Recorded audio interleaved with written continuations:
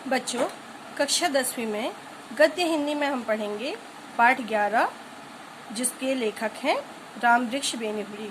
पाठ 11 बाल गोविंद भगत, और उसके लेखक कौन हैं? रामवृक्ष बेनीपुरी। अब इनका लेखक का जीवन परिचय देखेंगे।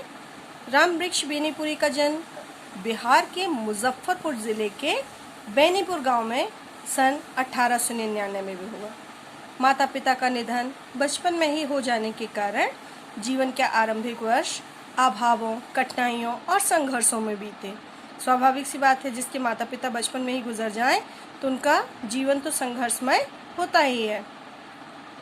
10वीं तक की शिक्षा प्राप्त करने के बाद वे सन 1920 में राष्ट्रीय स्वाधीनता आंदोलन से सक्रिय रूप से जुड़े रहे। इनका जन्म कब का है? आज़ादी के पूर्व का है, इसलिए इन्होंने स्वाधीनता आंदोलन में भी भाग लिया। कई बार जेल भी गए। उनका देहावसान सन 1968 में हुआ।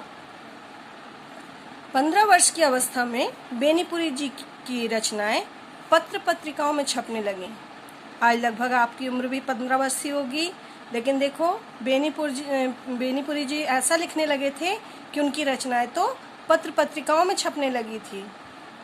वे बेहद प्रतिभाशाली पत्रकार थे।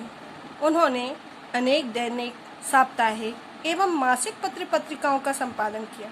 दैनिक मतलब रोज छपने वाली पत्रिकाएं, साप्ताहिक सप्ताह में छपने वाली, मासिक मतलब महीने में छपने वाली पत्र पत्रिकाओं का संपादन किया, जिनमें तरुण भारत, किसान मित्र, बालक, युवक, योगी, जनता, जनवाणी और नई धारा उल्लेखनीय है। गद्य की विविध विधाओं में उनके लेखन को व्यापक प्रतिष्ठा मिली। उनका पूरा साहित्य बेनीपुरी रचनावली के 8 खंडों में प्रकाशित है। मतलब उन्होंने जो रचनाएं उनकी हैं वो किसमें पूरी मिल जाती हमें? बेनीपुरी रचनावली के 8 खंडों में। उनकी रचना यात्रा के महत्वपूर्ण पड़ाव हैं पतितों के देश में। मतलब पड़ाव क्या है कि उन्होंने क्या क्या लिखा है। एक उपन्यास लिखा जिसका नाम है पतितों के देश में, चिता के फूल कहानी है, अम्बपाली नाटक, माटी की मूर्तें रेखा चित्र, पैरों में पंख बांधकर, यात्रा वृत्तांत। यात्रा वृत्तांत मतलब जो उन्होंने यात्रा की उसका वर्णन, जंजीरें और दीवारें, संस्मरण आदि उनकी रचनाओं में स्वाधीनता की चेतना, मनुष्यता की चिंता और इतिहास की युगानुरूप व्याख्या है। युगानुरूप मतलब युग के अनुरूप, जो युग चल रहा है उसके आधार पर। विशिष्ट शैलीकार होने के कारण उन्हें कलम का जादूगर भी कहा जाता है। मतलब विशिष्ट शैलीकार मतलब उनकी भाषा ऐसी होती थी कि लोगों में अपना प्रभाव डालती थी और लोगों को इतना प्रभावित करती थी कि लोग उनके उस लेख को कहते थे कलम का जादूगर। उनको कहते थे किसको?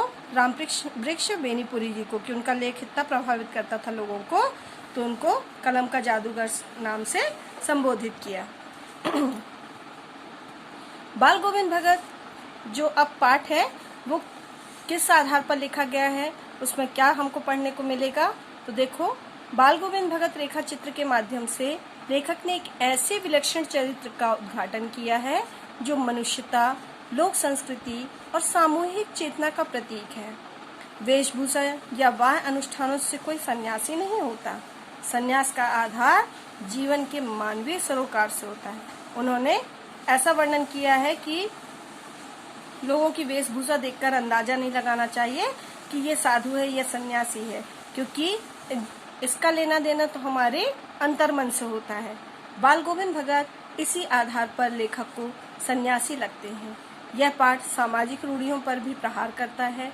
इस रेखा चित्र की एक विशेषता यह है कि बाल गोविंद भगत के माध्यम से ग्रामीण जीवन की सजीव झांकी देखने को मिलती है। ग्रामीण जीवन की सजीव झांकी मतलब जो गांव का जीवन होता है वो हमें देखने को मिलता है। अब हम आगे पढ़ेंगे इसमें कि बाल गोविंद भगत में पाठ में क्या वर्णन किया है लेखक ने। पाठ का नाम बाल गोविंद भगत। बाल गोविंद भगत मझोले कद के गोरे चिट्टे आदमी थे। मझोला कद मतलब न बहुत ऊंचे थे न बहुत ही छोटे कद के थे, तो मझोल कद बोलते हैं उसको। 60 से ऊपर के ही होंगे। बाल पक गए थे,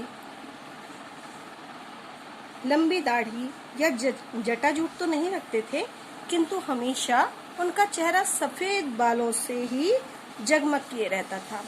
मतलब जटाजूट क्या होते हैं, जो जटाएं रखते हैं योगी लोग, संत लोग, तो ऐसे तो नहीं थे वो, लेकिन उनका जो चेहरा हमेशा सफेद बालों से ही जगमग रहता था। कपड़े बिल्कुल कम पहनते थे, कमर में एक लंगोटी मात्र और सिर में कबीर पंथियों की सी कनफटी टोपी। तो उनका पहनावा कितना था कि एक लंगोटी पहनते थे और वहाँ कबीर पंथियों की कनफटी टोपी। यहाँ पर देखो कि आपकी पुस्तक में चित्र भी बना हुआ है, ये देखिए बाल गोविंद भगत दिख रहा होगा आप लोगों को। तो वस्त्र तो कम है और साथ में कनफटी टोपी, तो ये कबीर पंथियों जैसे ही टोपी भी लगाते थे और इनकी वेशभूषा इसी आधार पर थी। फिर है इसके बाद एक काली कमली ऊपर से ओढ़े रहते थे, कनफटी टोपी, और जब जाड़ा आ जाता था, जब अधिक ठंड पड़ने लगती थी, तो एक काली कमली कमर के ऊपर से ओढ़े रहते थे। मस्तक पर हमेशा चमकता हुआ रामानंदी चंदन जैसे भगवान राम चंदन लगाते थे, वैसे ही मस्तक पर उनके चंदन लगा होता था, जो नाक के एक छोर से ही औरतों के टीके की तरह शुरू होता। गले में तुलसी की जड़ों की एक बेडोल माला बांधे रहते। बेडोल मतलब जो अव्यवस्थित मोती होते हैं ना, ऊपर नीचे मोती, छोटे बड़े मोती, ऐसे वाली तुलसी की माला उनके गले में डली रहती थी। ऊपर की तस्वीर से यह नहीं माना जाए कि बाल गोविंद भगत साधु थे, नहीं, बिल्कुल गृहस्थ मतलब उनकी घर गृहस्थी थी, उनके बच्चे थे, बहू थी। उनकी गृहस्थी की तो मुझे याद नहीं, उनके बेटे और पतोहू, बेटे मतलब उनका बेटा और पतोहू बहू को तो मैंने देखा था। थोड़ी खेती बाड़ी भी थी, एक अच्छा साफ सुथरा मकान भी था। मतलब बाल गोविंद भगत के बारे में बता रहे हैं कि साधु संत तो कैसे होते हैं, ना उनका घर बार होता है, ना गृहस्थी होती है, ना बच्चे होते हैं, ना घर बार से उनको कोई लेना देना नहीं होता। तो इसलिए इनको, बाल गोविंद भगत को पूर्ण रूप से साधु नहीं कहा जा सकता था, क्योंकि इनका घर भी था, बेटे भी थे, बहू भी थी और खेती बाड़ी भी थी। तो इसलिए इनको पूरे रूप से संत या साधु नहीं कहा जा सकता था। किंतु खेती बाड़ी करते, परिवार रखते भी बाल गोविंद भगत साधु थे, साधु की सब परिभाषाओं में खरे उतरने वाले। मतलब सब कुछ होने के बाद भी उनको साधु कहा जा सकता था, और उनके ऊपर साधुओं की जो परिभाषाएं होती हैं कि किसी का बुरा नहीं सोचना, हमेशा जो दृढ़ संकल्प किया उसी संकल्प के आधार पर जीना और हर चीज़ प्रभु को समर्पित करना, तो ये सारे गुण उनमें थे। तो इसलिए उनको साधु की परिभाषाओं में वो खरे उतरने वाले व्यक्ति थे। कबीर को साहब मानते थे। किसके भक्त थे वो? कबीर के। कबीर को साहब मानते थे, कबीर को सरकार मानते थे, अपना मालिक मानते थे। उन्हीं के गीतों को गाते, उन्हीं के आदर्शों पर चलते, कभी झूठ नहीं बोलते, खरा व्यवहार रखते। खरा व्यवहार क्या होता है कि जिसको बात जो बोलनी है वो सीधी सीधी तौर पे कह दी जाए, घुमा फिरा कर ना कहना, पीठ पीछे ना कहना, तो वो चीज़ खरा व्यवहार रखते थे। किसी से भी दो टूक बात करने में संकोच नहीं करते थे। दो टूक मतलब जो सीधी सीधी बात कहने में संकोच नहीं करते थे। ना किसी से खामखा झगड़ा मोल लेते, किसी की चीज़ नहीं छूते थे, ना बिना पूछे व्यवहार में लाते थे। किसी की चीज़ को वो हाथ भी नहीं लगाते थे, और व्यवहार में लाते मतलब उपयोग में भी नहीं करते थे। इस नियम को कभी कभी इतनी बारीकी तक ले जाते थे कि लोगों को कौतूहल होता था। इन बातों का वो इतना ध्यान रखते थे कि लोगों में आश्चर्य होता था। कभी वह दूसरे की खेत में शौच के लिए भी नहीं बैठते थे। मतलब यहाँ तक कि दूसरे की चीज़ों का उपयोग ना करने के लिए वो कैसे भी तौर पर उसका प्रयोग नहीं करते थे। वह गृहस्थ थे, लेकिन उनकी सब चीज़ें साहब की थी। गृहस्थ तो थे, लेकिन गृहस्थ व्यक्ति क्या करता है, ये मेरा है, ये हमारे घर का है, ये हमारी चीज़ है, हम उपयोग में लेंगे, ऐसा वाला भावनाएं रहती हैं। तो बाल गोविंद भगत गृहस्थ तो थे, लेकिन उनकी सब चीज़ें किसकी थी? साहब की। साहब कौन? कबीरदास जी। जो कुछ खेत में पैदा होता सिर पर लाद कर पहले उसे साहब के दरबार में ले जाते, जो उनके घर से 4 कोस दूर था। एक कबीरपंथी मठ से मतलब जो भी खेती बाड़ी से सबसे पहले पैदा होता तो उसको सर पर रखकर कहाँ ले जाते थे? साहब के दरबार में। साहब का दरबार मतलब कबीरपंथी मठ, जो उनके घर से 4 कोस की दूरी पर होता। वह दरबार में भेंट रूप रख लिया जाकर प्रसाद रूप में जो उन्हें मिलता उसे घर लाते और उसी से गुजर चलाते। यहाँ पर इस पैराग्राफ का क्या मतलब निकला कि उनकी खेती से जो भी चीज़ें पैदा होती वो क्या करते कि सबसे पहले कबीर के दरबार में चढ़ाते, जिसे हम कबीर मठ भी कहते हैं, और उधर से प्रसाद रूप में जितना मिलता था उसी से गुजर करते थे। बाकी तो वहाँ पर चढ़ावे के रूप में रख लिया जाता था, लेकिन जो प्रसाद रूप में उनको दिया जाता था उसी से गुजर करते थे। इन सब के ऊपर मैं तो मुग्ध था। ये कौन कह रहे हैं?